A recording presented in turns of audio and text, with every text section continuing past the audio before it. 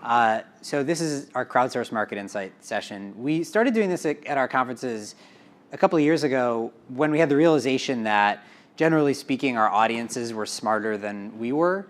And we wanted to figure out a way to get our audiences to be able to opine on all the things that we're talking about at the conference, and then have a panel of experts up on stage to help us discuss and to give their own opinions about what's happening in the market. So what we're going to do on this session, beginning in just a minute, is we're going to give you all an opportunity to vote on some of the big questions in distributed energy in California. I'll have a slide in just a second that walks you through exactly how you can vote. It's going to be with your phones, so for once, I actually want you to all have your phones out. Go ahead and get those out. In the meantime, I'm going to have our panel go ahead and introduce themselves briefly, and then we'll get right into it. So I'll start here with Dwight. Thank you. Glad to be here. Dwight Scruggs with AllConnect. AllConnect, we've been around for almost 20 years. Been doing business in California since 2008. Our focus of our company is really engagement, enrollment, and education in programs. So all those programs, whether demand response, energy efficiency type programs, we specialize in understanding the customer's perspective and how to increase enrollment at a lower cost point with a customer satisfaction that's really impressive. Fantastic. Rick. Rick Brown, Terra Verde Renewable Partners. We're an independent energy advisor, primarily serving schools, cities, transit agencies, water districts, and now CCAs, helping them figure out where and how to implement projects, be they solar, storage, or energy conservation. Fantastic. And Josh. I'm Josh Bodie with Nexcent, and I deal with strategy and planning is the group I work in. We essentially deal with a lot of amount of both customer data, smart meter data, and distribution data and transmission data. A lot of work with planning and valuation and interesting applications of data in this case. I just want to note to everybody that I asked these guys backstage to make their introductions as brief as possible so that we would have time for this session. And we managed to get through 3 introductions on a conference panel in 1 minute and 30 seconds. So that is, I've never seen that. Thank you for that. So let's get right into it. Let me just walk you through how this is going to work so that we make sure everybody has a chance to vote. Basically, all you need to do, it's pretty simple. If you've been asking questions or voting on them throughout the conference, it's the same site. If not, either way, just go on your phone to the address gtm.cnf.io. On there, you just select this session, so select the crowdsourced session. Right now, you'll see nothing on there, but when the questions pop up, you'll be able to vote as soon as the question pops up, and then we'll all see the responses as they come in. So, with no further ado, let's get into the first question. We'll start with an easy one. So, while it loads, hold please. I have Jeopardy music that I keep meaning to stick when we do this. All right.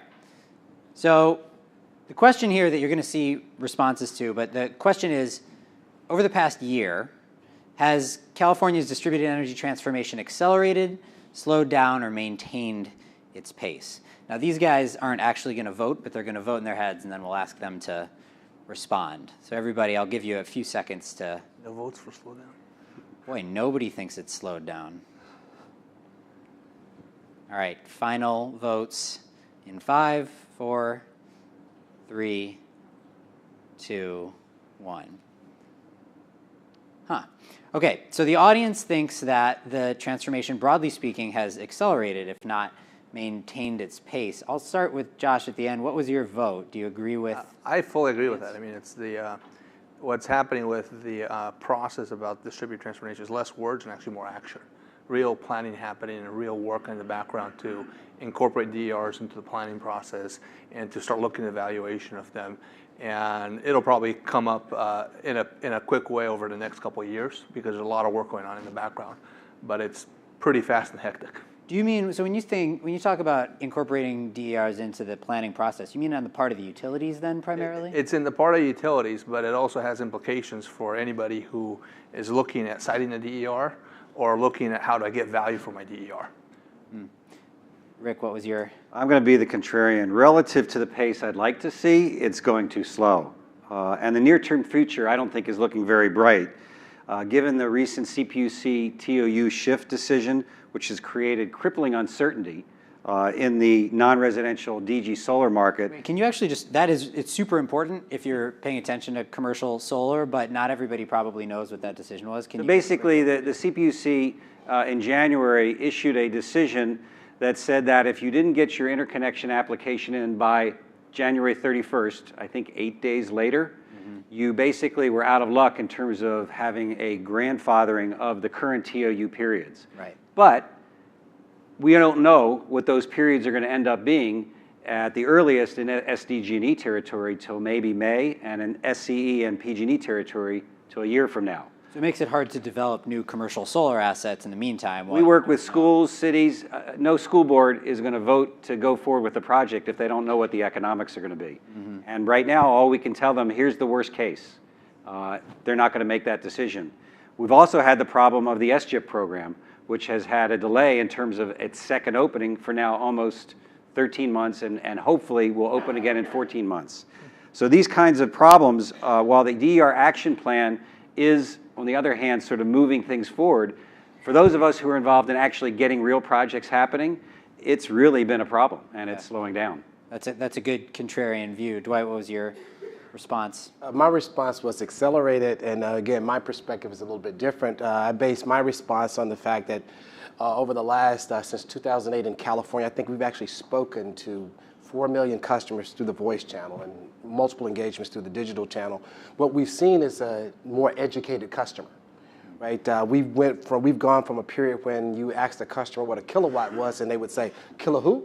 Right? You know, to actually understanding some of the programs and understanding more about how it works. And what do you think has caused that? Why do customers, why are they coming in a little bit more informed than they were a year ago? What broke through? I don't think there's one specific thing that's broken through, but what we've seen is I've seen more of our utilities that we work with make a conscious effort to educate those customers on those programs. So for example, what we've done is we started talking to customers when they move, so that we know that that's the prime time to make a decision. So even if they don't agree to take advantage of a program, they walk away more educated. Of course, the benefit to the utility is now you have a more satisfied customer because you took the time to explain something to them. So that's been the biggest piece, talking to them directly when they move into their home, and then continuing that engagement through a life cycle down the road. All right, so depending on your viewpoint, it's either accelerating or bogged down with regulatory delays. Let's move on to the next question. Okay. Question is distributed energy a goal unto itself or a means to an end? This is an important question to me because it relates to sort of something that I was talking about this morning. Is our goal here to get more distributed energy, or is distributed energy a way for us to get something like decarbonization or another goal? So the options are: it is important in its own right, it is there to help us mitigate climate change, it's going to make electricity cheaper for customers, or something else.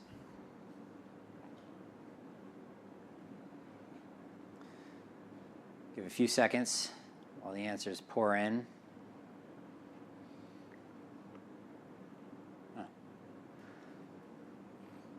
All right, they're starting to settle. So, according to the audience, the primary goal of distributed energy is decarbonization, is climate change mitigation, followed by some other reason that I didn't think of when I put together these questions. Dwight, let's start with you this time. What was your vote? My vote was actually for customer choice. Engagement is important in its own right, because I believe that customers are always going to have choice, and they don't compare their choices. They don't compare San Diego Gas and Electric to PG&E. They compare their interaction with San Diego Gas and Electric or PG&E to Amazon.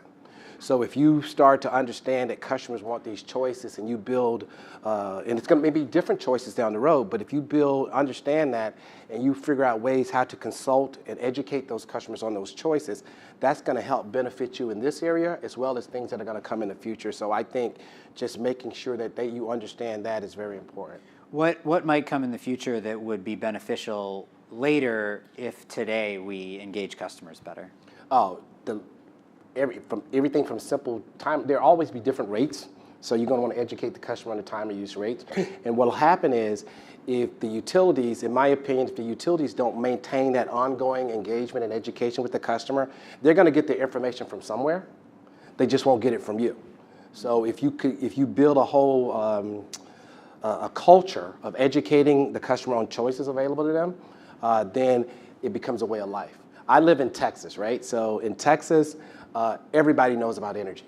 You can go to a barbecue and start talking to somebody and say, "What rate are you on?" "Oh, I'm on free nights and weekends." Yeah, what's the craziest Yeah, rate I got a TV. Oh, I got, so they know energy. Now, we did a thing a few years ago where we did the Jay Leno on the street. And we walked around with a microphone and just walked up to customers and asked them questions about energy.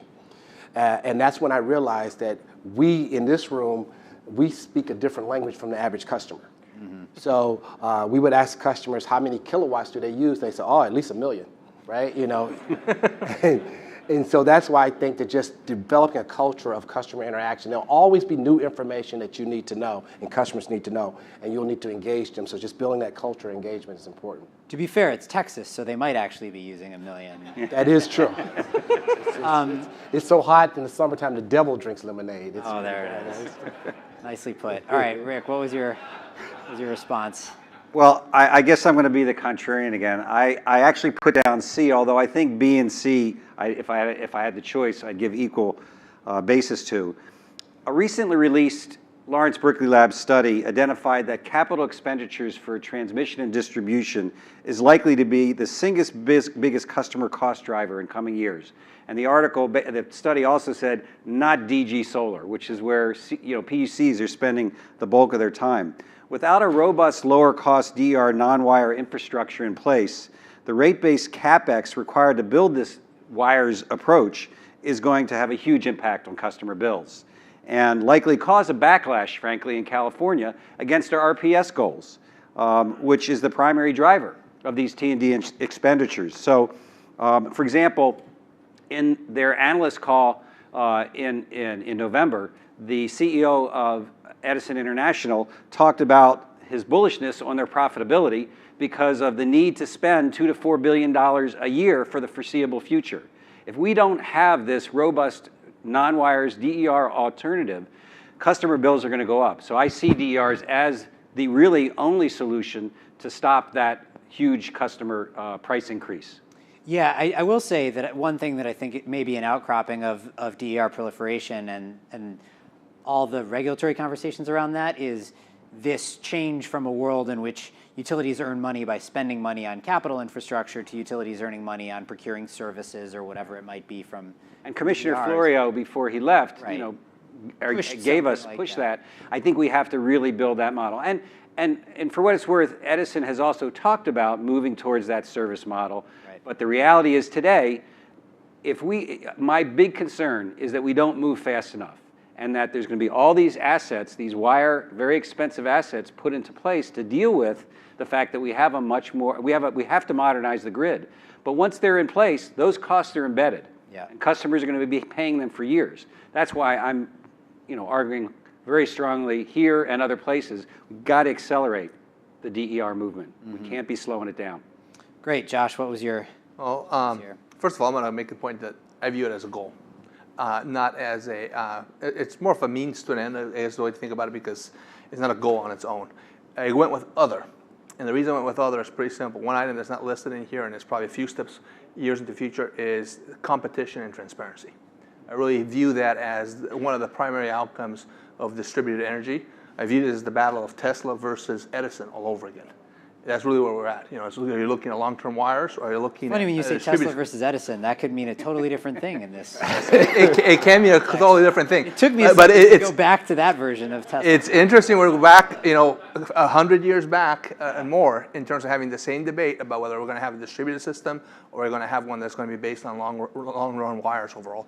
But I do think that the competition is going to open up both in terms of the retail side, but also in terms of what types of infrastructure investments you're going to invest at different locations, and where you're going to get your energy from.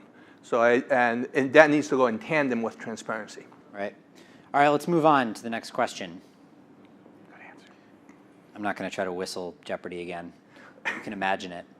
The next question is about the biggest concern. What are you worried about in this shift toward distributed energy in California? The impact on customer bills, are you worried that electricity prices will go up? Are you worried about a wealth divide, that DERs are going to proliferate among the wealthy, but low-income customers are going to be left out? Are you worried about reliability on the grid? Are we going to have blackouts as a result? Security and privacy, or again, something I didn't think of?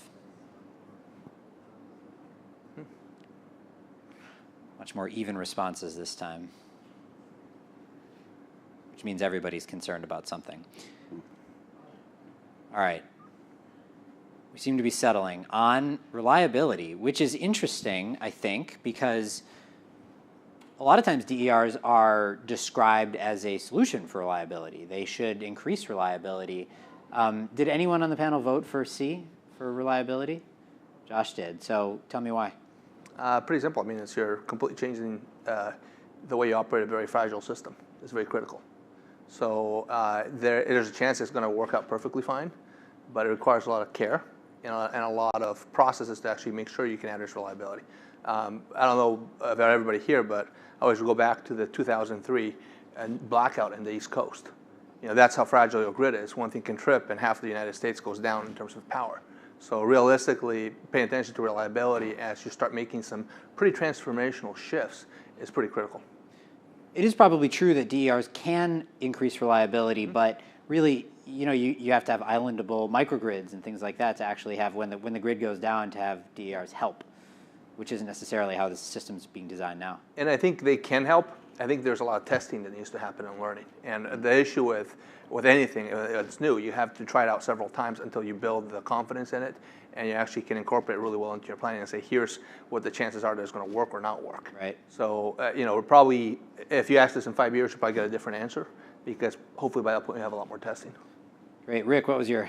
Yeah, and I picked the other, and I picked E, other, and that's because I'm going to beat a dead horse. My biggest concern is that the shift is not going to happen soon enough, and for all the reasons I've listed earlier, that traditional resources will be put in place while DERs languish, and eventually making DERs less viable, and as a result, they'll be handicapped, and all of us will be handicapped by rates that include accounting for stranded assets. Now, in terms of the reliability issue, I'll give the counterpoint. I guess the reason I didn't pick that one is I do have faith that we can do the testing. We have the engineers. We have the knowledge to actually fix those problems. So I agree that that's an issue, but I'm less worried about that than where we are today in terms of our policy, which is handicapping DERs, and economics will then overwhelm the implementation in the way that I've talked about. You are allowed to beat a dead horse, Okay. but we prefer to talk about ponies. Yeah, I know, beat a dead pony. This conference. That was my second vote. Pony reference. Thank you, I tried. Dwight, what was your response? I was kind of torn between other and impact on customers' bills, because so I vote for impact on customers' bills. At the end of the day, customers, we all know they expect when they turn that switch on, it works. 100% of the time, they just expect for it to happen. They don't expect their bills to go up. So if there are changes that impacts the customer's bills, that's going to be huge. And the next thing you know, they're up in uproar because they don't, and where I was going with other, because if they're not educated about what you're doing and why you're doing it, they miss the message, and it may be something good for them, but they don't understand it. So from an education standpoint, but to me, the impact on the customer's bills would be the most significant. Great. Let's move right along. Next question. So this one's about challenges. What remains the greatest challenge for California's distributed energy future? What is the hardest thing we're facing? Is it technical? Is it economic? Is it structural, having to do with utility business models? Is it regulatory? Or is it lack of customer adoption or knowledge?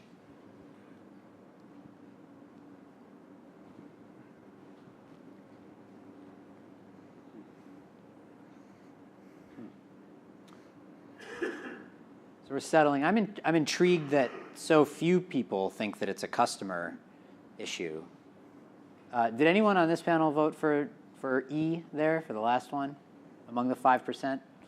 You did? Yes. Tell us why. So for the customer lack of knowledge and adoption? Yeah. I mean, to me, that was my choice right right out of the gate because I spend most of my life is spent in my career talking to customers and understanding how they think and what they know. And I know that the fact that customers' lack of knowledge, I mean, they just don't really understand what's going on. And so, and that's a big challenge for all of us, and especially utility companies, to help them get there. First we got to translate it, and I don't want to beat this horse, but we got to stop speaking energy language and start speaking customer language. And so we need to find a way to break that down and educate them in a way that they get it, right? And so, like if you look at the sheet in our pamphlet, no customer really knows what any of those DER, DSM, any of that stuff is, right? So we had to find a way to communicate and educate them. Then they will be more receptive to change. Right.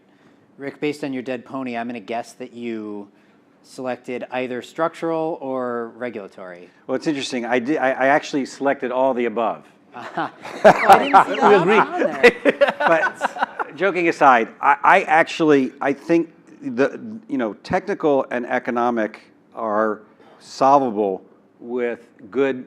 I think there's the skills, frankly, in the industry and this room to solve those problems. That's a matter of skill, right? I think we have the skills to solve, technical and economic. The structural and regulatory is a matter of will. Do we have the policy leadership that is serious about this to the extent and understands it to the extent that they make the hard choices, and they make the hard choices with enough timeliness that we actually have a DER future. The customer piece, is another category that, I also happen to think I've met plenty of business development people here in the room who I'm sure can do the education. I'm impressed with Dwight already on this panel. I'm sure we have plenty of people who can do those pieces. But it is a matter of, they're all important, and we do have the skills. We just have to have the will to make it happen. That's where, you're right, structural and regulatory are a matter of will that I'm less confident about, to be honest. Josh? I vote for all of the above. That was not, I just want No, to. I know. No. We'll code the other that's not listed there. But the reason I voted for all of the above is pretty simple. All these are really interconnected. Yeah. So really, I cannot pull one out and say this one's going to be bigger. If I look at structural issues and you end up with the business model that doesn't work or is tilted in one direction, it's going to affect the planet, it's going to affect the economics, everything else. If I deal with the economics, it affects the customer adoption. So all of these are essentially really linked together, and that's the particular challenge when it comes to DER integration, is those linkages. You can't solve one problem at a time. You kind of have to think of them holistically and say, here's how all the different pieces fit together. Great. Next question.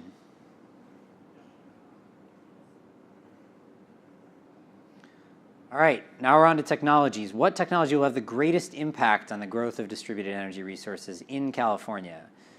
In other words, which DER is going to play the biggest role? Is it solar, energy storage, load control, or load management? Combined heat and power, I'll be amazed if that one gets any votes. But I put it on there anyway. Sorry if you're a CHP company. It's just hard to imagine you're going to win. Electric vehicle, nothing against CHP. It's just, it's got a long way to go to catch up. Or electric vehicles. Or other. This time I put other on there. But no all of the above. No all of the above. Just want to be clear. No all of the above. Okay. All right. We're settling on energy storage and electric vehicles here. Two, in some ways, two sides of the same coin. Not so much solar and load control, both of which, I think you could make a strong case for as well, and then one protest vote for combined heat and power. Dwight, what was your response? Mine was energy storage. To me, that's game changing. If that technology continues to advance and the people have the ability to have a solar rooftop, and then it's enough storage to heat their home or cool their home for 2 weeks, I mean, that's game changing. So to me, storage is the big one. Rick? I'm finally with the majority. I actually picked B and E because one's stationary storage, one's mobile storage. We already know, and I think most of us already realize, solar can produce plenty of power. That's not an issue. But I recently spoke with the board member of an irrigation district, And he's kind of confused as to why there's all this concern about the duck curve. Why is there all this concern about all this solar? As a water agency, they like it when it rains. Now, this was earlier in the year, by the way. But they like it when it rains because that means they have plenty of resource to move around, particularly after the drought we've suffered here in California. He's like, well, what, we have these batteries out there. We have hydro storage. Why can't we just figure out how to take the solar that we produced and use it when we need it? And I think that, maybe that's an oversimplification, but storage really does change the game. It really provides that flexibility that means that any other form of DER can be eventually used in a productive manner. There's no such thing. I hate it when I hear somebody say we have too much solar. We need the solar. We need to get to 100% RPS, period. We need to stop burning fossil fuels. So the more solar, the better. And let's enable that to happen with the different forms of storage. Yep. Josh? It's actually very simple. Storage again. To me, it's pretty simple. It works with everything else on there. It enables everything else on that list. So realistically, it becomes sort of like the glue or the cement. So you have all these building blocks. You need that cement or the glue to hold it together, and that's what storage is. I'll just make the quick pitch for load control and load management then, because it can do all the things that energy storage can. It may not have, in theory, there's only so much that you can load shift, but in some cases, that may be lower hanging fruit to do some of the same things that you guys are talking about. I do agree with you there, but ultimately, if you're looking at things like how you're going to plan a grid, you want to have the predictability and reliability, and you're still going to combine load management with storage. All the other items are probably going to be first order in terms of what gets adopted and what gets put in here, but you still need to cap it off and say, I need to be able to manage loads, shift them, and use the power when I need it. Right. All right, I think we've got time for one more. Let's go up to the last question. Good question. Thank you, I came up with it. In 2025, what portion of newly installed behind-the-meter distributed energy resources will receive revenue for grid services or from wholesale markets? In other words, in I guess it's 8 years from now, is one of the big revenue streams for all this behind-the-meter, all this distributed energy stuff going to come from the grid and wholesale markets, or is it mostly going to come from saving the customer money on their bill? We'll just note that it's certainly less than 10% today. It's I don't know, it's a handful of projects today in total.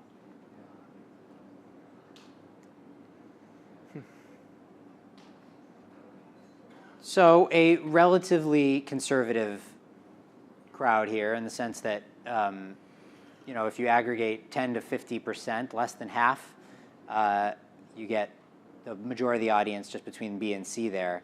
Was anyone more aggressive on the panel here? More than 50%? I basically said to myself, I hope the answer is E, right? But I'm afraid it's going to be closer to B. Let me give you an example.